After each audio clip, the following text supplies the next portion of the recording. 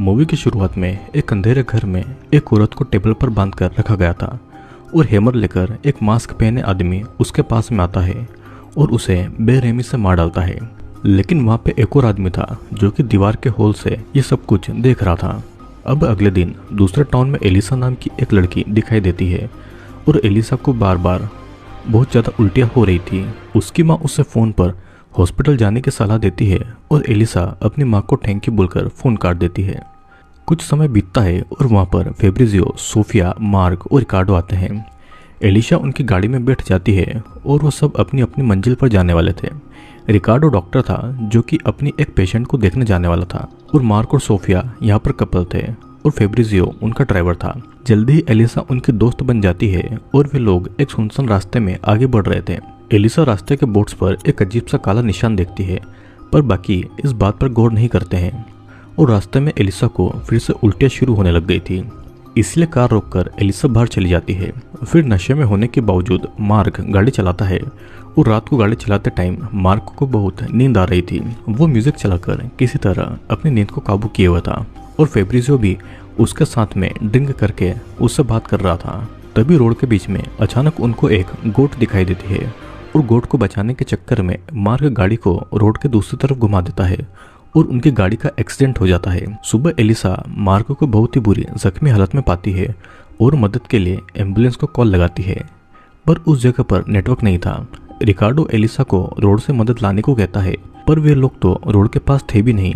सभी लोग शॉक्ड होकर गाड़ी के बाहर देखने आते हैं और उनकी गाड़ी एक खुले मैदान में थी और पास ही में एक घर भी था। सभी उस घर में मदद मांगने जाते हैं और सोफिया उस घर में आवाज भी लगाती है लेकिन कोई भी घर के बाहर नहीं आता है और तब सब लोग फिर से गाड़ी में चले जाते हैं। मार्क इस बात से पैनिक कर रहा था कि सभी रास्ता भटक चुके हैं और फेब्रिजियो और रिकार्डो जंगल की तरफ रास्ता ढूंढने जाते हैं। रास्ते में फेब्रिजियो रिकार्डो से उसकी लाइफ के बारे में पूछता है लेकिन रिकार्डो उसे कोई जवाब नहीं देता है। तभी उनको एक अजीब सी चीज नजर आती है और जंगल के बीच में कुछ डेड बॉडीज को अजीब तरीके से लटकाया गया था। उन्हें देखकर ऐसा लग रहा था कि वो जगह ब्लैक मैजिक के लिए यूज की गई हो और ये सब देखकर वे वहां से चले जाते हैं।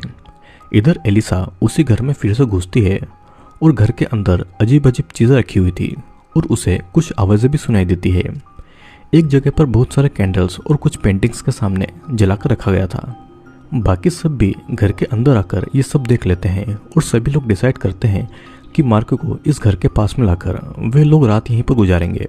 रात को फेब्रिजियो जब बाहर जाता है उसे कुछ मास्क पहने हुए लोग उसी की तरफ देखते हुए नजर आते हैं और इधर रिकार्डो को घर की तरफ से अजीब अजीब आवाजें सुनाई देती है। सोफिया और एलिसा भी घर के अंदर देखने के लिए चले जाते हैं। फेब्रिजियो रिकार्डो को आकर उन मास्क मैन के बारे में बताता है और दोनों फिर से उसी घर के अंदर जाते हैं। घर के एटिक में सभी को एक बच्ची नजर आती है और उसी समय वहाँ पर एक तेज आवाज भी गूंजती है। वे खिड़की से देखते हैं तो कुछ काले कपड़े पहने लोग उस घर के सामने खड़े हुए थे। वही लोग मार्क को कार से निकालकर घर के अंदर ले आते हैं और उसको एक टेबल पर बांध देते हैं। तब एक आदमी मार्क को हैमर से पीट पीट कर मार डालता है और उसकी चमड़ी भी उखाड़ कर खुद ही पहन लेता है और वही तेज आवाज फिर से गूंजने लगती है और सभी वहां से मार्क की डेड बॉडी को लेकर चले जाते हैं। सभी लोग एटिक से ये सब कुछ देख रहे थे और मार्क की दर्दनाक मौत देखकर सभी शॉक्ड हो गए थे। अगली सुबह उस बच्चे को लेकर सभी जंगल की तरफ रास्ता ढूंढने जाते हैं और एक जगह पर उनको बहुत सारे अबेंडन कार्स दिखाई देती है। मतलब कि उनसे भी पहले यहाँ पर बहुत सारे लोग यहाँ पर आकर फंस चुके हैं और इन सब की वजह से रिकार्डो और सोफिया के बीच में झगड़ा हो रहा था। इस तरफ एलिसा उसी बच्ची चियारा के साथ में बात करने जाती है और चियारा की जीभ उन लोगों ने काट दी थी तो चियारा लिखकर अपने बारे में एलिसा को बताती है। फिर उसी समय वहाँ पर वही तेज आवाजें फिर से उनको सुनाई देती है और सभी फिर से उसी घर के अंदर जाते हैं। रात को वे सभी ड्रिंक करके एक दूसरे की लाइफ में बातें कर रहे थे। सभी कुछ देर के लिए ही सही लेकिन अपना टेंशन भूल जाते हैं और वहीं पर सो जाते हैं और सोफिया यहाँ पर मार्क को बहुत मिस कर रही थी। अब आधी रात को फिर से वही तेज आवाज सुनाई देती है और एलिसा उठकर बाहर देखने जाती है और जो वो देखती है उसे देखकर वो बहुत ही शॉक्ड हो गई थी। उन्हीं सब मास्क पहने लोगों ने सोफिया और रिकार्डो को एक पोल से बांधकर रखा हुआ था और फेब्रिजियो एलिसा को घर के अंदर ले आता है। वे सभी लोग एक रिचुअल करने लगते हैं और रिकार्डो और सोफिया को बड़ी बेरहमी से मारने काटने लगते हैं। घर के अंदर से एलिसा ये सब कुछ देख रही थी पर वो कुछ नहीं कह पाती है। और यहाँ पर हम समझ पाते हैं कि उन सबको इस जगह पर लाने वाला और कोई नहीं बल्कि फेब्रिज़ो ही है। फेब्रिज़ो एलिसा को हक करता है और तभी एलिसा सुन पाती है कि फेब्रिज़ो के ईयरफोन पर कोई ये कह रहा है कि एलिसा को लिविंग रूम में लेकर आओ। एलिसा भी यही बात सुन लेती है और फेब्रिज़ो से पूछती है कि उसके साथ ये कौन बातें कर रहा है। पकड़े जाने पर फेब्रिज़ो गुस्सा हो जाता है और कहता है कि एलिसा इस तरह सब कुछ बिगाड़ देगी।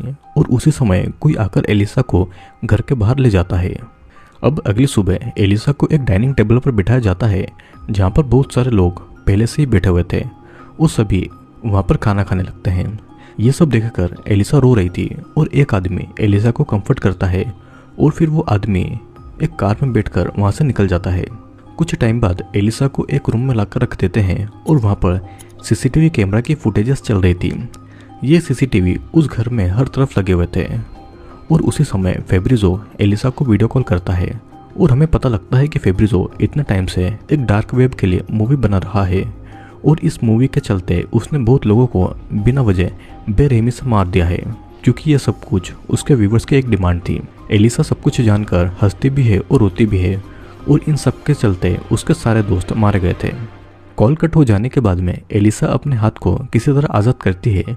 एलिसा के हाथों को उन लोगों ने उसी चेयर पर ठोक दिया था और फिर वो उस घर से बाहर आती है। अब एक वैन में एलिसा चियारा और फेब्रिज़ो को बात करते सुनती है और असल में चियारा की जीभ भी सही सलामत थी, वो भी इन लोगों के साथ में मिली हुई है। और ये सब देखकर गुस्से में एलिसा चियारा को गोली मार देती है। फेब्रिज़ो अपनी जान बचाने के लिए भागता है लेकिन एलिसा उससे भी गोली मार देती है और कैमरा को ऑफ कर देती है। एलिसा जंगल में चलने लगती है और तभी उसे एक बच्चा नजर आता है और वो उस बच्चे का पीछा करके एक बीच तक आ जाती है जहाँ पर सभी लोग एलिसा का वीडियो निकालने लगते हैं। फिर एलिसा समंदर के अंदर चली जाती है और वहाँ का कोई भी आदमी उसे नहीं रोकता है। इन सारी चीज़ों को बहुत सारे लोग अपने कंप्यूटर पर डार्क वेब के जरिए देख रहे थे और फेब्रिज़ो की इस मूवी का नाम था ब्लड फ्लिक्स और ये मूवी यहीं पर एंड हो जाती है। दोस्तों, फेब्रिज़ो और बाकी सब लोग डार्क वेब पर फिल्म बनाने का काम करते थे। डार्क वेब पर लोगों की डिमांड थी कि बेकसूर लोगों को मार काट कर उनको टॉर्चर करके उनकी फिल्म बनाई जाए। लाइक, व्यूज़ और पैसों के चक्कर में फेब्रिज़ो ड्राइवर बनकर लोगों को फंसाता और उस अनजान जगह पर लाकर उनको मार काट कर डार्क वेब पर उनकी फिल्म बनाता। मूवी के एंड में बीच पर लोगों ने एलिसा की मदद इसलिए नहीं की क्योंकि वे सभी भी डार्क वेब पर उन्हीं मूवीज़ को देखते थे। एलिसा को भी पता था कि वो इन सबसे बाहर नहीं निकल सकती है और इसलिए उसने समंदर में जाकर अपनी जान दे दी थी।